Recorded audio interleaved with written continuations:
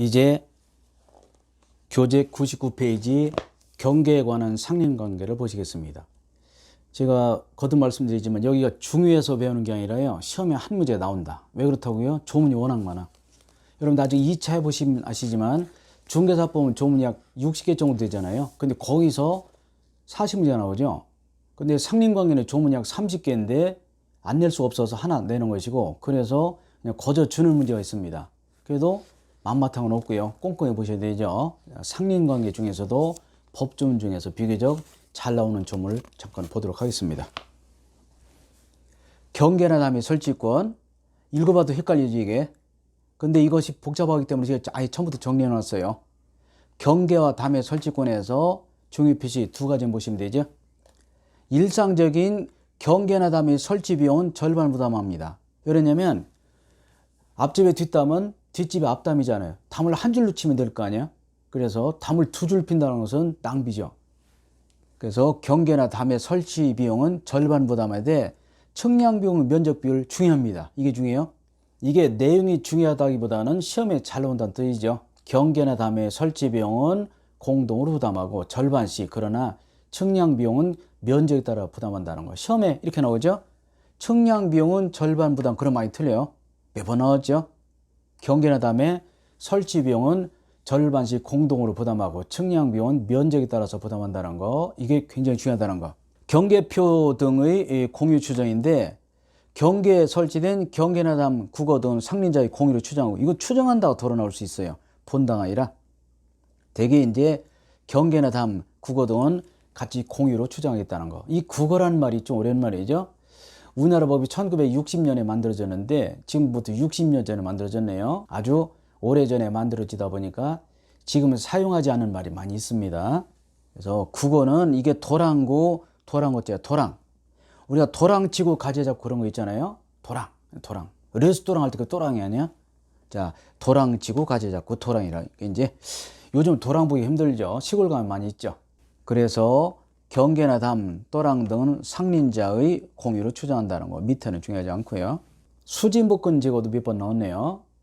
이것도 요즘 도시에서는 볼 수 없는 일이 있겠지만 그게 있을 수 있겠어요.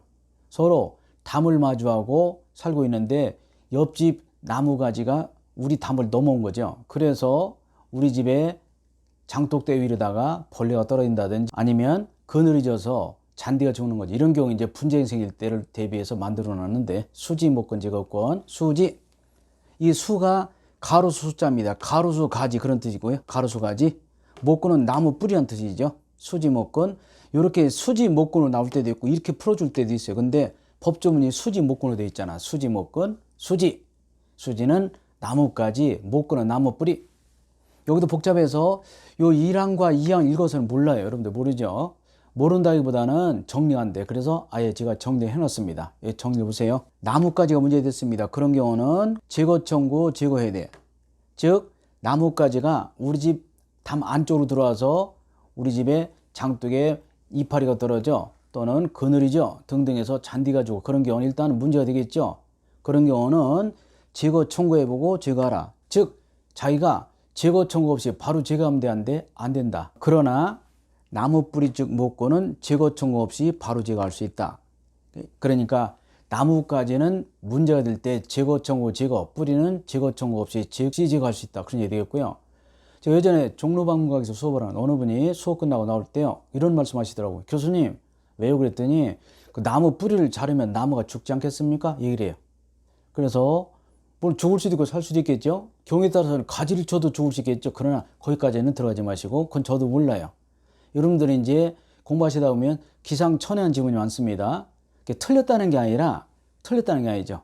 충분히 가능성 있는 얘기지만, 그러나 시험 공부할 때는 거기서 끊어야 되죠. 죽었을까 살았을까 이렇게 생각하시면 외워지지도 않고 헷갈리니까 그런가 보다 생각하시고, 나무 가지가 문제될 때는 제거 청구 제거, 뿌리는 즉시 제거할 수 있다. 이 반대석은 무슨 뜻이냐면, 나무 가지가 문제된다고 해서 나무 주인의 허락 없이 가지를 싹둑 자르면 되는데 안 된다. 그런 뜻입니다. 몇 번 나왔어요, 이것도요? 수지 목건 제거권은 나무 가지는 문제되면 제거 청구 제거, 뿌리는 즉시 제거할 수 있다. 그 차이가 있다는 거 알아두시고, 수지는 나무 가지, 목건은 나무 뿌리란 뜻이다라고 보시면 되겠네요. 비교적 시험에 잘 나오는 것이 이거죠. 근데 이것도 계속 말씀드리지만요. 중요한 건 아니야. 그러나 시험에서는 중요하다는 거죠. 요즘 집 지을 때 건축하시는 분들이 다 알아서 하시지만 민법에서는 이런 조문이 있다 정도 보시면 되겠어요. 경계선 부근의 건축, 임의규정인데 건물 지을 때는 특별한 관습이 없으면 반미터 이상 떼라. 반미터. 이상하잖아요. 반미터 50cm. 그러나 예전 조문이기 때문에 그냥 외우셔야 돼. 반미터로. 다만 이것은 무슨 규정이므로? 임의규정이므로 당사자끼리 합의하면, 건축주끼리 합의하면 더 붙일 수도 있고 뗄 수도 있어요. 알아서 하라는 거죠. 그러나 특별한 관습이 없고 당사자 합의가 없다면 최소한 반미터 이상 떼라는 거. 이 경계를 측정할 때는 함몰된 쑥 들어간 부분이 아니라 튕겨나온 돌출된 부분을 기준으로, 이것도 판례 나와 있습니다. 경계는 돌출된 부분을 기준으로 해서 경계를 측정한다. 건물 지을 때는 최소한 반미터 이상 뗄 거. 다만 이는 임의규정이기 때문에 당사자 합의로 더 붙일 수도 있고 뗄 수도 있겠다. 이때 경계 측정은 돌출된 부분이 기준이 된다는 거 알아주시면 되겠고요. 차면시설은 경계로부터 2m 이내의 거리에서 이웃주택의 내부를 볼 수 있는 창이나 마루 설치할 때는 막으라는 얘기죠. 내가 집을 져서 나중에 지었는데 너무 가까이 져가지고 이웃의 안방, 거실, 욕실이 보인다. 안 되죠. 사생활 침해죠. 그런 경우는 내가 막으라는 얘기죠. 그러나 2m를 넘은 경우는 누가 막어? 그쪽에서 막아야 됩니다. 2m를 기준해서 2m 안쪽에서는 내가 보이지 않도록 막아야 되겠고 답답하겠죠. 그러나 2m를 넘은 경우는 저쪽에서 막아라. 이렇게 되어 있네요. 이 차면시설 중요합니다. 2m 알아두시고. 244조도 임의규정인데 요 이제 대법원 판례 아까 말씀드렸지만 242조하고 244조가 임의규정이라는 판례가 있습니다. 임의규정 무슨 뜻이죠? 당사자 합의해서 법조항을 배척할 수 있어요. 합의하면 더 붙일 수도 있고 뗄 수도 있습니다. 합의가 먼저다. 그러나 합의가 없다면 이 조항이 적용됩니다. 특히 244조는 강의하지 않는 분도 계시지만요. 나오면 어렵습니다. 덜어 나오죠. 까지 하나 틀리자. 그러기에는 좀 아깝습니다. 어려운 거 틀려도 괜찮지만 쉬운 걸 맞춰야 돼요. 어려운 거 틀리고 쉬운 거 맞는 것이 합격의 정석이지 어려운 거 죽으라고 해놓고 하나 맞출 시간에 쉬운 거 3개 맞출 수 있어요. 또 어려운 거는 잘못하면 틀립니다. 제가 쉽다고 생각하는 부분을 먼저 맞추시고 어려운 것은 나중에 합격하시고 공부하시면 돼요. 제가 엊그저께 말씀드렸잖아요. 평택의 복드림 부동산 그분은 합격하시고 나서도 수업을 듣는다고 그랬습니다. 그런 열정과 성의가 있어야 성공할 수 있다는 거 다시 한번 말씀드리고요. 자, 우물을 판다든지 여러분 생각해 보세요. 요즘 누가 우물을 팝니까? 그런 예전에는 우물이 많이 있었어요. 저도 공주 시골에 살 때 우리 집에 마당에 우물이 있었는데 우물 있는 집은 부자였습니다. 그렇지 않으면 다 공동 우물 썼어요. 그 집은 아니고. 자, 우물을 판다든지 용수하소, 오물저치, 정화조 설치할 때는 최소한 2m 이상 떼라는 거죠. 저수지 국어 지하수공사인데 이 저수지가 낚시하는 저수지가 아니라 물 담아두는 연못이라는 뜻입니다.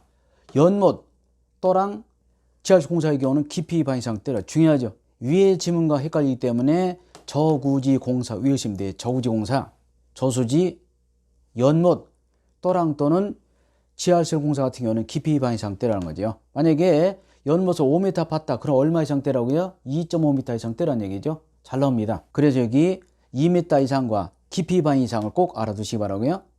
우물을 판다든지 용수, 하수, 정화조 설치할 때는 2m 이상을 떼고 저구지공사, 저수지, 국어, 지하수공사 같은 경우는 깊이 반 이상 떼라는 거. 시험에도 이렇게 도랑이라고 써주지 않습니다. 그냥 국어 나와 국어. 그래서 이 국어란 말이 도랑이라는 뜻인데 여러분 나중에 법전 보시면요. 한자로 돼 있어요. 민법전은 이렇게 한자로 돼 있습니다. 국어라고 국어. 그래서 도랑구, 도랑거째, 저수지, 국어, 지하수공사 같은 경우는 깊이 반 이상을 떼야 된다는 거 아주 시험에 나오면 까다롭습니다. 주의해 보시기 바라고. 건물 지을 때는 반미터 이상 뗄 것. 경계로부터 2m 이내의 거리에서 이웃주택의 내부가 보이면 차면시설 막을 것. 우물 판다든지 용수하소, 정화조 설치할 때는 2m 이상 뗄 것. 저수지, 국어, 지하수공사 같은 경우는 깊이 반 이상을 떼어야 된다는 것도 말씀드리고 특히 242조하고 244조는 임의규정이기 때문에 판례가 나와 있습니다. 이 두 규정은 당사자가 달리 정할 수 있다고 보시면 되겠습니다.